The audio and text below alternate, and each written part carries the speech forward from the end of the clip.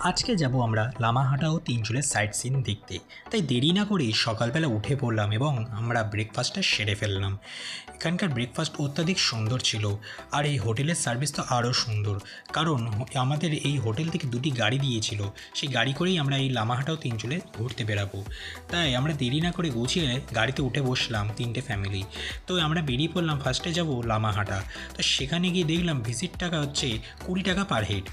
তো এইটার মেন উদ্দেশ্য হচ্ছে অনেকটা উপরে উঠতে হবে, তাই আমরা আস্তে আস্তে হেঁটে হেঁটে উপরে উঠলাম এবং শেষমেশ দেখতে পেলাম একটা খুবই বড় একটা পুকুর বা লেকে বলতে পারেন।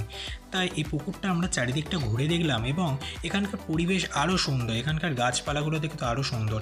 সেখান থেকে আমরা আস্তে আস্তে ধীরে ধীরে নেমে এলাম। এবার জানতে সোজা চলে গেলাম আমরা তিস্তা নদী দেখতেই। তিস্তা নদীর দৃশ্যটা তোমরা দেখতেই পাচ্ছ, অত্যাধিক সুন্দর আর কতটা এরিয়া জুড়ে। এবং সেটা দেখার পরে লাস্ট যে জায়গা সেটা হচ্ছে আমাদের